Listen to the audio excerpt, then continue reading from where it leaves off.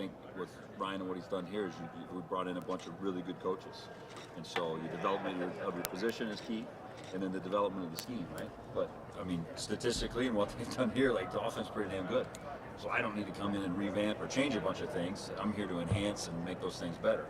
And along the way, whether my business card had 3 titles or 2 or none, that's just what we're trying to do. So if you want it to be a challenge, it could be, but with these guys here, it's not going to be, because at the end of the day, we're the offensive coaches in that unit. We're just trying to get our guys better. What coach did tell you the offensive line, an area where they struggled at times a little bit last year?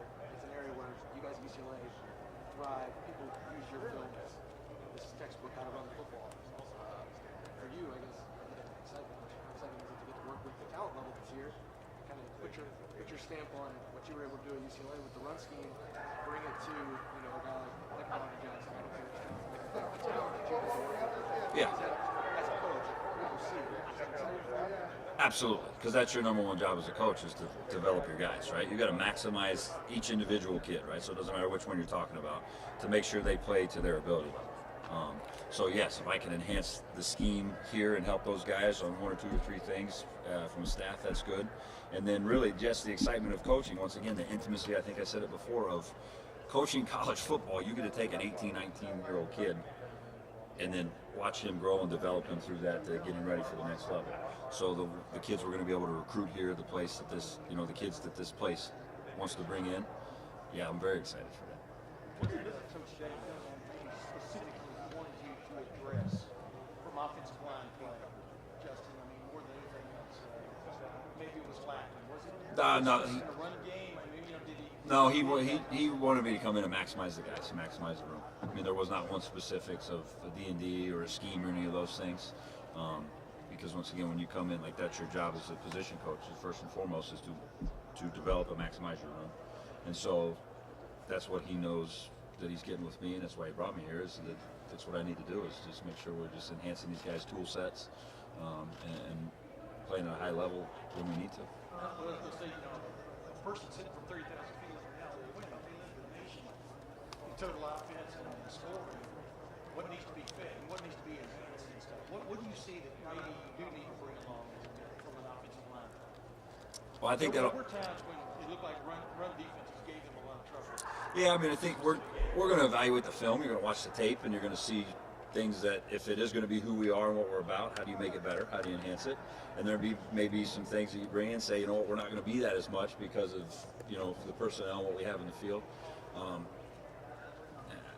You learn from that, but you move on. So that's probably a better question for me after spring ball, once I've had my hands on these guys a lot, and once we've been around these guys through individual and through team settings and those things.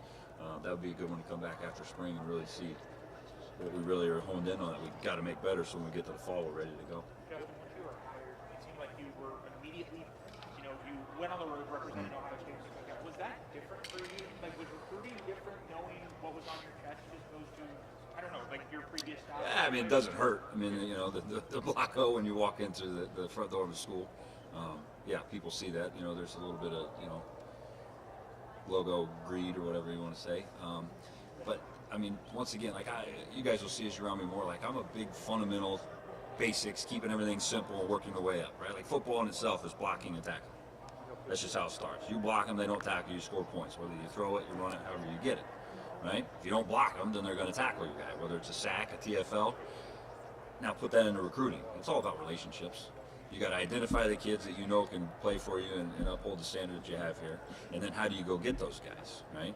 It's not, for me, it's not with cool Instagram edits or dancing or music or whatever that stuff is. Like, you got to go in and hit the ground running with the high school coach, with the parents, with the mentors, with whoever's helping that kid in that decision. And so, yeah, does this logo help? Absolutely. You're going after a higher caliber kid, but at the end of the day, he's still a kid. You got to go build the right way and try to, get him to want to choose here. And obviously, you, Ryan, into this, did that help at all, or was it kind of a trial by fire, knowing that, you'd been on the job a couple of weeks and you're trying to get kids to come to play for you, like not knowing kind of the logistics of the program entirely? What was that like? Yeah, they made the conversations with the kids easier, knowing, what as you sell the vision of the program and you sell from the top down, then I can speak to that more because I've known Ryan for so long. So that probably helped, but still at the end of the day, like I said, you got to go in and dig on these kids and show them who you are, what you're about, how you're going to develop them, how you're going to take care of them off the field. You talk to the parents, you talk to the coaches, and you just build it that way because it's a relationship business. You know, if as college football has become more and more of a business, then our business is still people, and so you got to be able to work those kids and do that. What I wanted to ask about really, because if you look at like Tim, he coached with Urban Meyer, and Ryan obviously knew him. Luke Bickle with Kerry, Ryan and Chip and you all together. And how were those conversations when Ryan tries to call you, knowing that Chip was kind of Ryan's? Well, I mean, he did it the right way. I mean, more detailed than that, it doesn't need to be. I mean, that's something Ryan could go. But he's first class. He does it the right way. That's why he's a head football coach at Ohio State, right? So everything was going about the right way through the discussions and those things. And then ultimately, it was a decision that I had to make for what was best for me and my family and those things. And being a Midwest guy, you just missed the 0 degrees. Yeah, you know what? I had to get the dust off the cobwebs from the winter coats in the closet because we didn't need those much in Westwood and Los Angeles. But I wouldn't say I missed it, but I'm getting acclimated pretty quick. How do you adjust to that mental shift? I mean, you know, from your athletes and coaches, you guys all have the same kind of mentality, just attack. But you're talking about going from LA back here in the middle of winter and basically a win.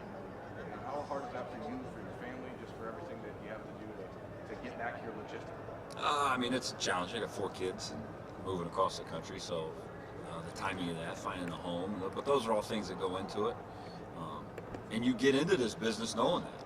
You know, I mean, I was told that and learned that a long time ago from some older coaches where I started having kids and getting in the business of it is hard. You're going to miss some of these things. You're going to be separated and do that, but you know, once again, growing up as a Big Ten kid, like the Rose Bowl was the Mecca. My father and I wake up and you'd watch the Rose Parade and you get ready to watch the sun going down over the San Gabriel Mountains in the third quarter. Like that was our world. That was a Big Ten world. Well, my office for the last 4 years was the Rose Bowl in Pasadena. So my kids got to go out pregame and postgame and throw the ball around and dance around. Like they thought that was normal, right? Now here, coming here, the pregame are going to be down on the field at the Horseshoe, right? And Ohio Stadium, where their classmates would kill to do that, or they once a year they get to go to a game, and like that's normal for them. So there's give and take to everything. So yeah, in the heat of it now, yeah, I miss my kids. I wish I was around them, but we've presented that as a family, and my wife and I to the kids like this is our adventure. Like this is what we do, and here's why it's going to be this way. But we get it. You know, Santa Claus comes to the bowl games a lot.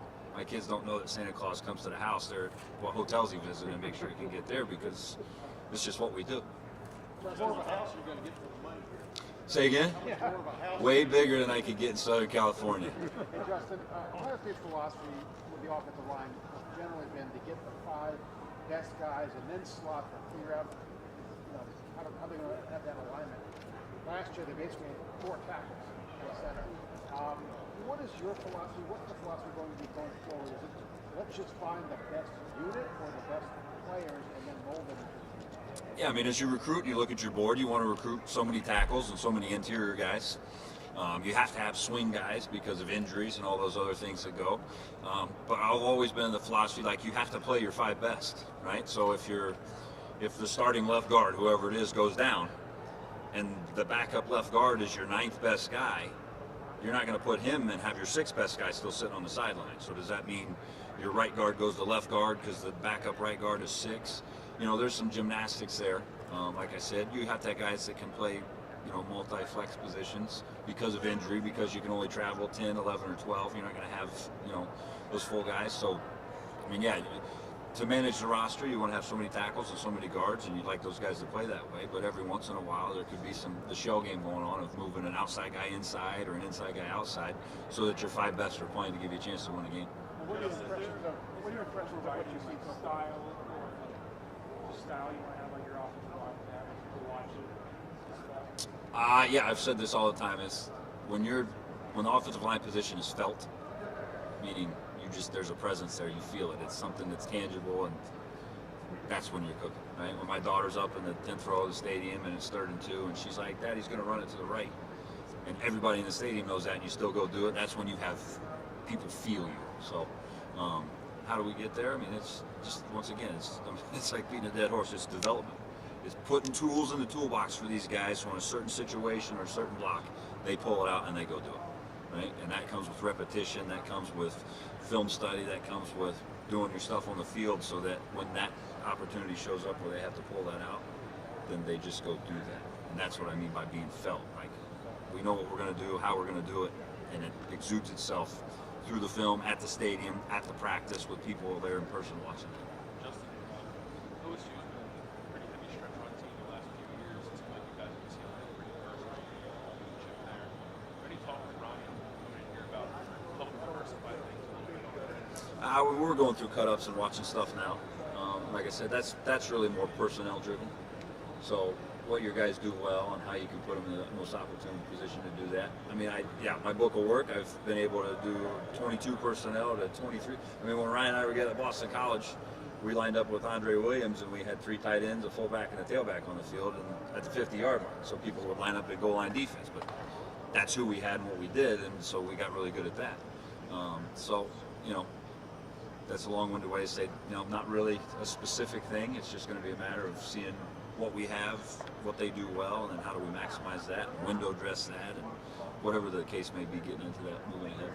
What's the difference between trying to maximize your personnel but also stick to an identity? I mean, you and Ryan obviously want to establish an identity, but you don't want to do things that your personnel won't allow. You started with stretch versus gaps. You did a lot of different things at UCLA.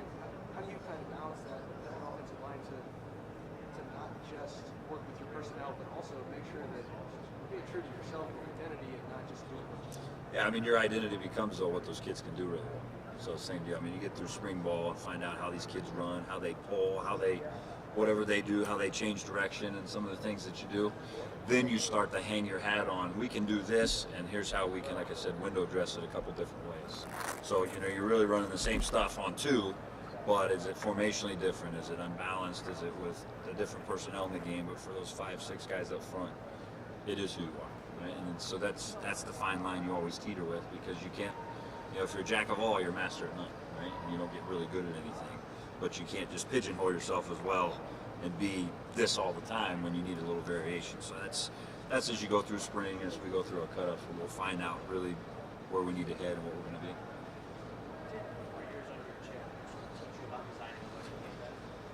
The word no doesn't exist. You can say, whoa, let's look at it. But kind of going back to the question we just had, like, well, that's not who we are, that's not what we do, so we're not going to do that. Well, then, you know, you can maybe get caught a little short that way. So the best thing about working with him was that in the run game and the throw game and protections of, let's take a look at it. Can we make it efficient enough for us, or can we make it who we are? Now, it wasn't always finalized, like, yeah, we're going to do that. But there was never an ironclad of, like, no, we don't do that. You know, let's see, let's look at it, let's talk through it, let's twist it a little more so it becomes more like what we do, but there's still a wrinkle here. Would you like one from working with Chip to another guy who was sort of at the beginning of the sprint offense and Awesome. You know, I mean, I don't think Kevin's ever been around a bad offense, you know, in his tenure. So that's the beautiful part about this game, is you start getting coaches and those guys all working together.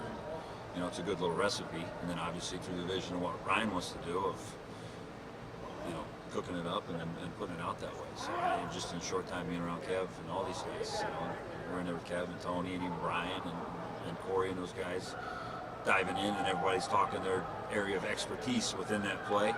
You know, it's exciting because you know, be able to come in and supplement things.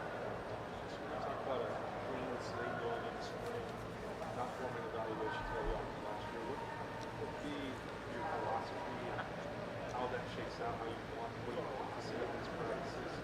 Last year there was a debate about this guy's a tackle or guard or just the 5 best. Those maybe seem like they be the same thing, but they're not.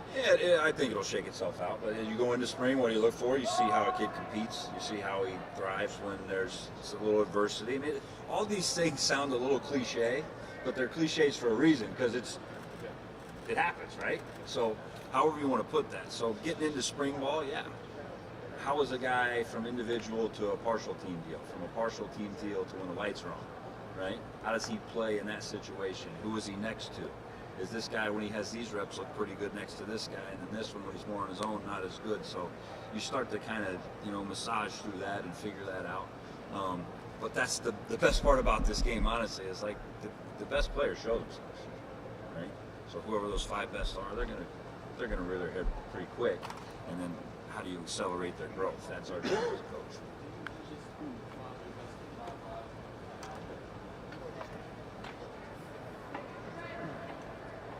I mean, yeah, in a perfect world, you'd love to say these are 5 and they go the whole time, but injuries, I mean, never's a long time, but I've never had a season where the same 5 guys stayed the whole time. There's injuries, there's matchups, there's things that go along that way.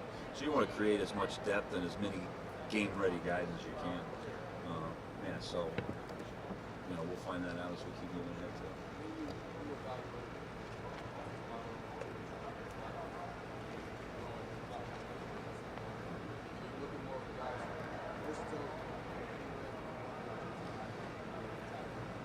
Yeah, I mean, there's certain size. I mean, you're not going to take a 6'2" or a 6'3" guy and say, oh, this guy's a tackle, right? I mean, he would be more of an inside guy, but we've always evaluated off, and I didn't make it up. It's just, it's kind of been time tested. We're just looking at base, spin, balance, and burst. And if a kid owns those, how high is he on those scales? And then, what can you develop? Because I've taken 239-pound kids out of high school and been first rounders, and I've signed kids that were 315 out of high school, and they started for 4 years and went to play pro football too. So they're going to come in all different shapes and sizes out of high school. You really have to be able to project and look at those guys based off their skill set. What's the value of having a second-year center for a first-year offensive line? Well, I mean, anytime a guy's taking, more reps in the batting cage, the game is going to slow down for that guy, right? Coming in and new terminology, or what call was this, what call is that, why did we ID this, to be able to go to the guy that did it and look at that, it's going to be helpful.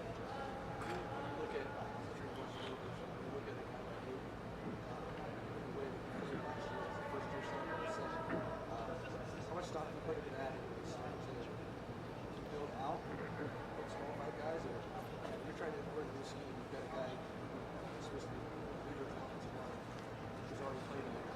How do you evaluate where he is in his development as a second-year center for a first-year offensive line? Yeah, I mean, for all those guys, you put them all, when they're all in the room with you, and you're watching film, and you're communicating, and you're talking, you just kind of grow and get a pretty good feel. I've done it long enough now where there's a pretty good temperature gauge once you've been around a guy and talked to the guys enough. So for Luke, for all of them, the guys that played, the guys that kind of played a little bit, we get them in the meeting rooms a little bit, position-specific conditioning leading up to spring ball, and then once you get to spring ball, you start from the basics, you reinstall, and then you just see how fast those guys accelerate. But yeah, for all those guys that played before, when you're watching a cut up and say, why did you do this? What was your thought? What was there? And then you can either, once again, enhance that or you can correct that. So having more veteran guys, yeah, obviously is easier. And then for me, I would just use them more for, verbiage and calls and things like that, adjusting to it. Because, as I said before, it's blocking and tackling, right? So blocking is blocking. You call it this block, that block, or this block. Us two got to block those 2 guys. How do we get that done, and how do we get that communicated? And just kind of go from there. Justin, what do you think are the things that maybe you learned at UCLA that you might be able to bring here and help implement this offense? That's a really good question. Like I said, I think just what I learned talking from Chip, but I don't need to come in here and reinvent the wheel. Offense here is really damn good, right? So it's my job to come in and supplement that. I just being a coordinator there and not just a line guy, coming here, being able to speak language and talk about the perimeter, talk about the outside, talk about how this play action really sets up with this run, which gives this concept of openness. I think the experience of being a coordinator and running a room that way is really going to help be beneficial to these guys here, because we're looking at the big picture together and not just living in the box. Is that weird at all to go from being a coordinator to now being more focused on the line? No, the job's the job. You take over your room, you make your kids great, and you try to enhance the place you're at so you win, play for championships and win them. So no, like I said, I'm not hung up on titles. I'm hung up on winning and losing. And anything I can do to help these guys make sure that we win here, that's really what I'm, focused on and all about.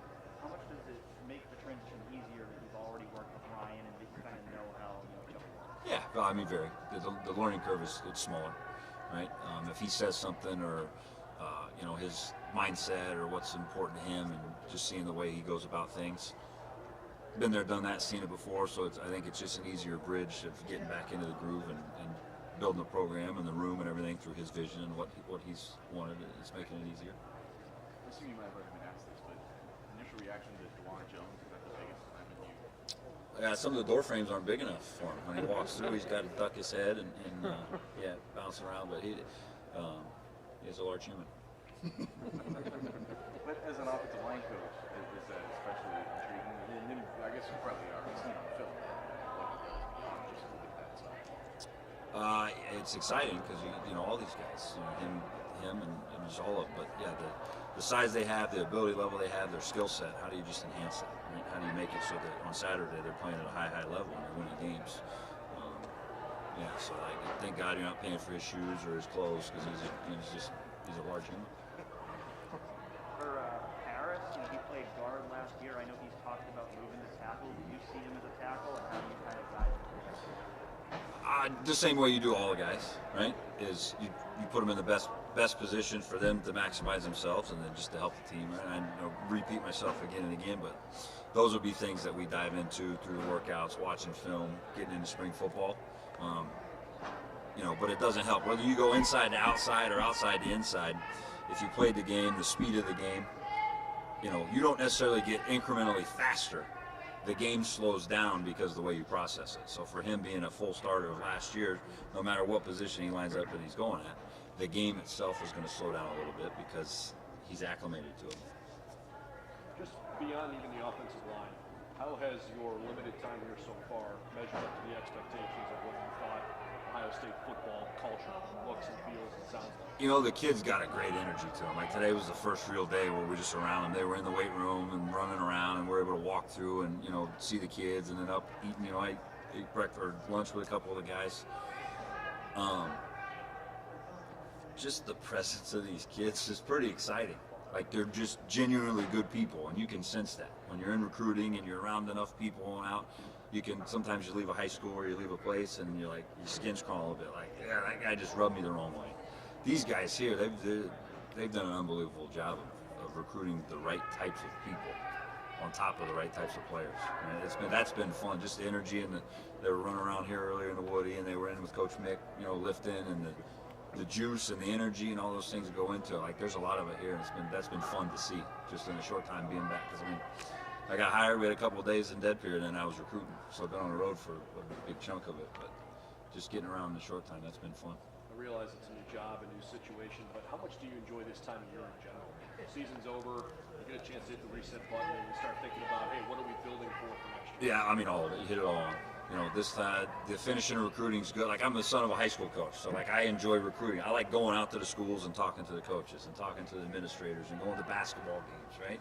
And get my popcorn, my peanut M&Ms, and watching a little bit. That's all fun. And then you get off the road and you move to this, and that is fun too. Of you're in cut-ups, you're doing ball, you're around your guys. Here, it's even more exciting because it's. I've recruited some of these guys, a handful of them out of high school, but some of them were brand new. So building good working relationships that you can take ownership in, it's fun too. So yes, all of it. You kind of answer the question with the question, but it's very exciting.